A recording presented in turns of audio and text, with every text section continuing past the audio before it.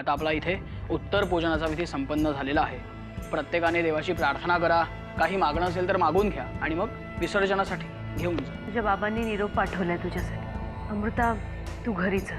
आता मी ज्या कामासाठी फोन केलाय ना ते जर काम झालं तर साहेब मुख्यमंत्री नक्कीच। हॉस्पिटलात येऊन आर्यन बाबाचा घात नक्की केला कोणी? तो नरसिंह किल्लेदार आपल्या नवरा बायकोच्या भांडणामध्ये कशाला लुडबुड करतोय? काय होतंय चिव? हे बघ हे बघ हे बघ हे बघ काय आईची आठवण येते काय चिव? म्हणजे अगदी रडायचाच चंग बांधलाय। नाही काय झालं काय झालं? आईची आठवण येत असणार। किती दिवस झाले सुमिताईला भेटलेच नाहीये। ते तिच्या आईला कळायला नको। पोटच्या गोळ्याला दूर सारून तीर्थयात्रेला गेलेल्या वडिलांची वाट पाहत बसली। आत्याबाई माझी तब्येत बरी नाहीये, आज हिला सांभाळता का तुम्ही? हो सांभाळते, ठेव इथे तिला। अगं पण मला काय वाटतं जानकी, आपण हिला सांभाळायला एखादी मुलगी ठेवूया का? अगं दिवसभराचं सगळं तुझं काम त्यात पुन्हा हिच्याकडे बघायचं, त्रास होतो तुला। आपल्या गावाकडचीच मिळाली तर बरे नाही का? हो बघते मी। जा जा तू झोप जा। हो गण्याला नाश्त्याला देते आणि पडते। ते आहेच का अजून? बरं तेवढं मात्र आटपून झोपा बरं का जरा वेळ, रडू नको।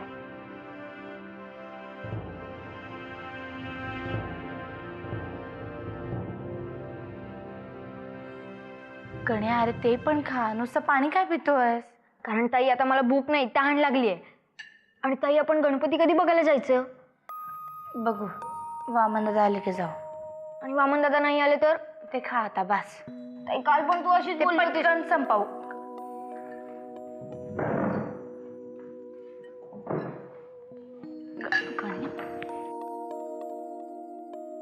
पांडू दादा जी यांना नाश्ता वाढा। मी का रे, मी माणूस नाहीये? असं काय म्हणताय साहेब, आत्ता वाढतो।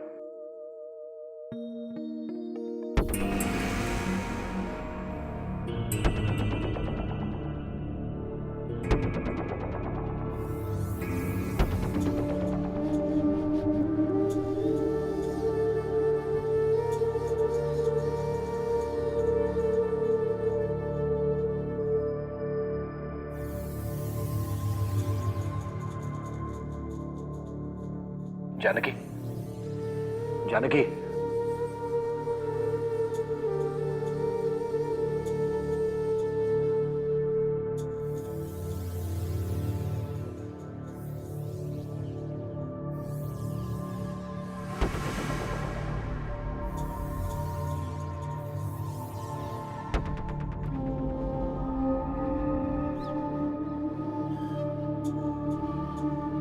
जानकी काय झालं?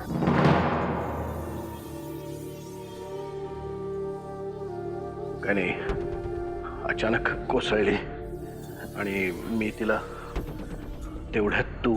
असं काय करता? बायको आहे ती तुमची। हो पण कुठे घेऊन जाऊ हिला? कुठे नेऊ म्हणजे? बेडरूम मध्ये न्या लवकर जा। मी डॉक्टरांना फोन करते।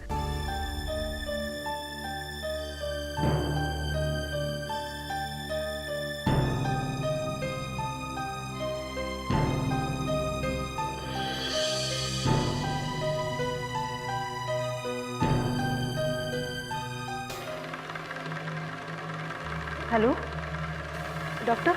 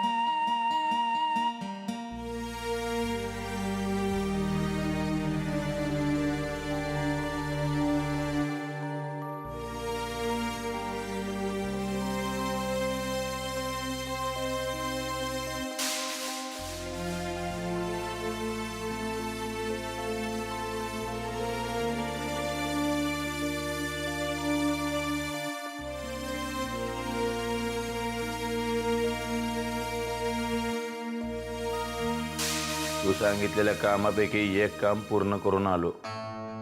कोणतं? वहिनी आणि आर्यनच्या संबंधांबद्दल चौकशी करून आलो. पण दादा, ही असली कामं मला नको सांगत जाऊ. अरा काय वंगाळ रे बाबा. डोळ्याने जे पाहिलं वर्षो, एका वाक्यात बोलायला शिक. जानकी वहिनींचं आणि आर्यनचं लफड आहे.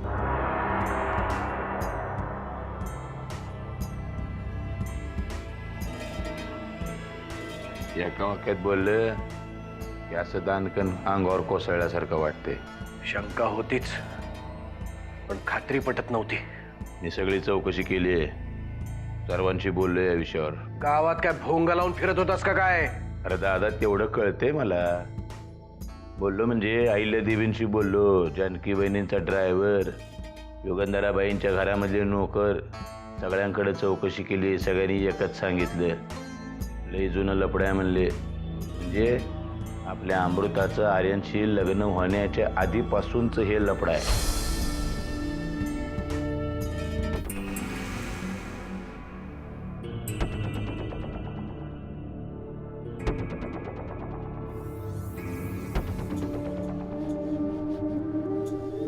काय रे झालं बाबा आता हिला? आता बाई चक्कर आली, एकदम कोसळलीच खाली ती.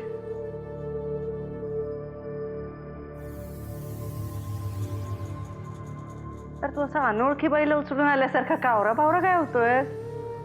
हे सगळं अचानकच इतकं. चांगल्या गोष्टी अचानकच कळतात. म्हणजे अरे, नव्या नवरीला अशी चक्कर येणं म्हणजे दरवेळेला काही गंभीरच असतं असं नाही काही. तुला काय म्हणायचंय आता बाई? जानकीचं ठीक आहे, तू का असं नव्या नवऱ्यासारखा वागतोय?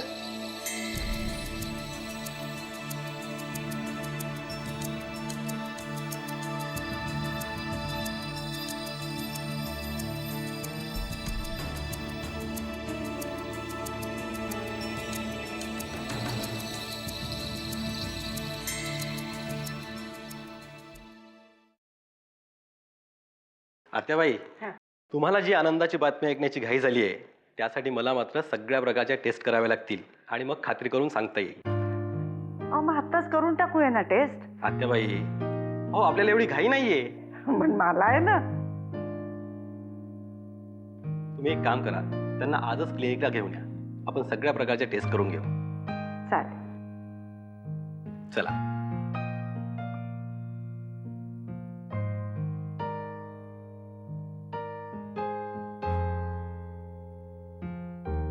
आतेबाई, हे नक्की डॉक्टरच होते ना?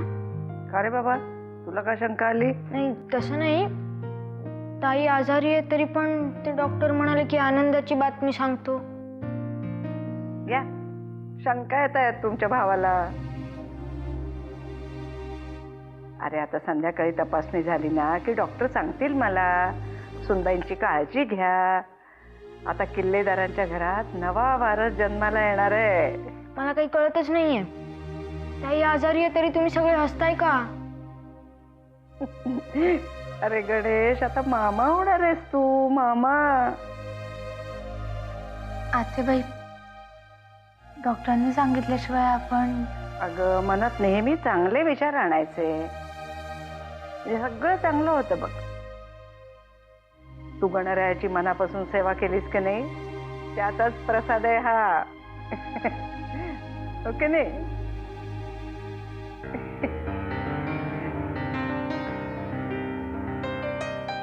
नाही, फक्त खातरजमा करून घेण्यासाठी म्हणून फोन केलाय.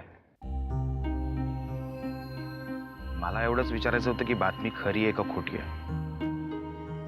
अहो, एका महत्वाच्या प्रकरणामध्ये मला ही टीप मिळाली आहे. हो, मान्य आहे, मला कळतंय की हे प्रकरण वाटतंय तितकं सोपं नाही आहे. हो, काय करताय? इतके वर्षांचे संबंध आहेत आपले. यापूर्वी सुद्धा अनेक घोटाळे आणि प्रकरणं आपण उघडकीस आणलेली आहे. यावेळेला तेवढी माहिती पुरवा की.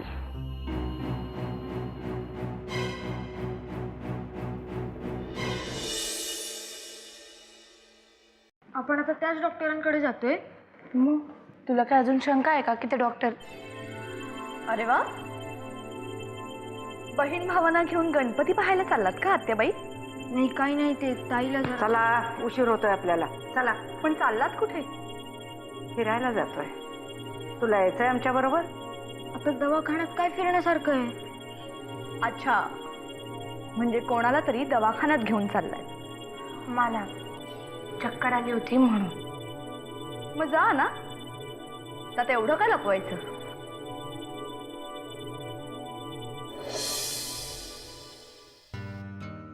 तिच्या समोर बोलायची काय गरज होती? सुमित्रा दिवस गेले होते तेव्हा आठवत आहे ना? तिची नजर बरी नाही आहे या बाबतीत. एवढ्यात तिला सगळं सांगायची काही गरज नाहीये. चला.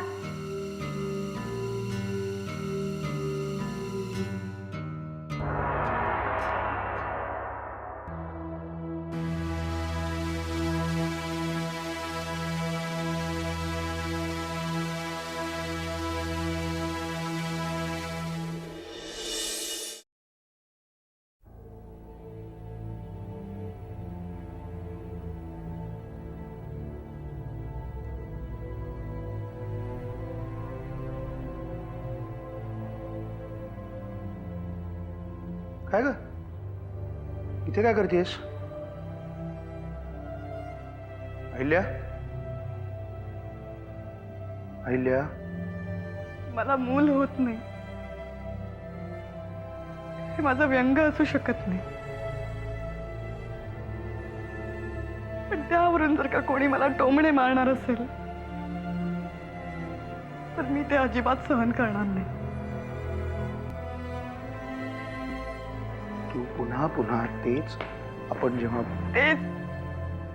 तेच विसरून जायचंय मला. पण जाणून बुजून मला आठवण करून दिली जाते की मी आई होऊ शकते. ते तोंडावर नाही, मागून टोमणे मारल्यासारखं.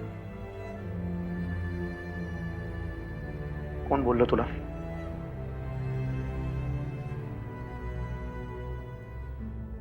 नाव सांगितलं तर लगेच भांडायला जाणार आहात तुम्ही?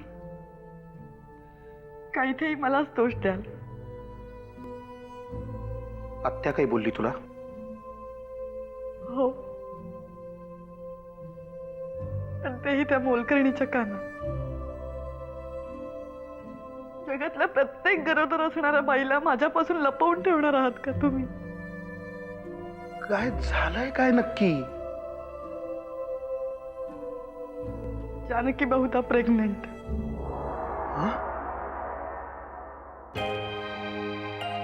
त्यात माझ्यापासून लपवून ठेवण्यासारखं काय? पण माझी नजर लागेल तिला. सुमित्रेच्या वेळीही मी हेच केलं होतं. जानकी प्रेग्नंट आहे का नाही ते मला माहित नाही, पण आत्याबाई अशा बोलत होत्या जणू काही मला काळी विद्या येते. मी चटकी नाही का? मुळीच नाही. मी बोलतो आत्याशी. माझा अपमान केला म्हणून तुम्ही बोलणार नसाल. ती मोलकरीण गरोदर आहे ना, तिला भेटायला जाणार असा. नाही, बाकी काहीही असू दे, आणि या बाबतीत तुझा कुणीही अपमान केलेला मला चालणार नाही. मला बाकी काही माहित नाही. मला आई व्हायची. पाहिल्या, अहो, मेडिकल सायन्स किती पुढे गेलं ते काय? मला आई व्हायचंय. अहिल्या, अहिल्या,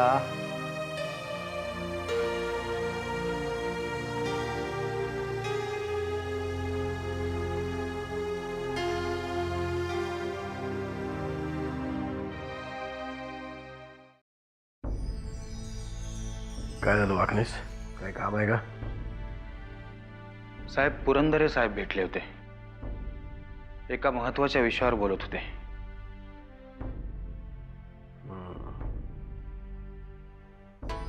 वाकनीस आत्याबाई आणि जानकी कुठे घरात दिसल्या नाहीत.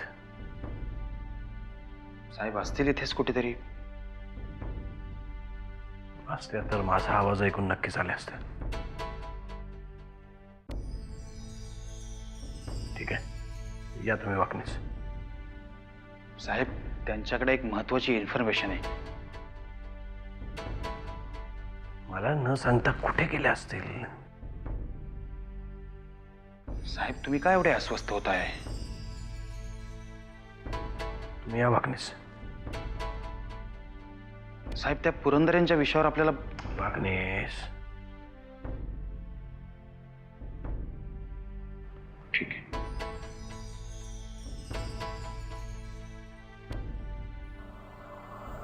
तुझ्या त्या देवाकडे माझ्यासाठी काहीतरी मागशील? तुमच्यासाठी काय? काही नाही. आपण नव्हतो का बोलत, आता अमृताचं कधीतरी लग्न होईल, मग ती हे घर सोडून जाईल, जीव एकटीच पडेल ना, मग तिच्याशी खेळायला कुठेतरी. काहीतरीच काय बोलताय? कुठे चाललीस? असं काय बोल- अगं बस ना. नाही नाही माझं म्हणणं तर ऐकून घेशील का? ऐकलं, काय- अगं ऐक जानकी.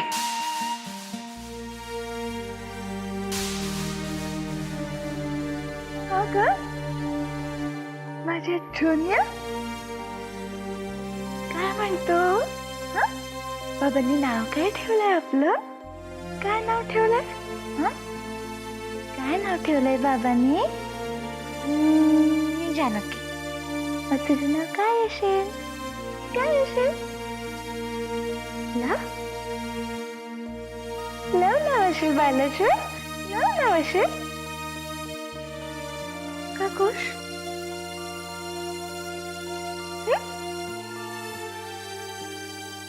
का दोन्ही?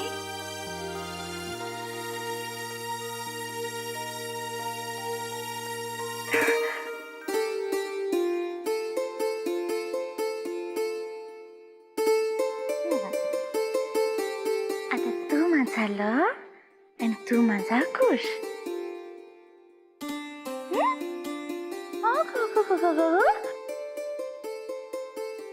रडायला काय झालं?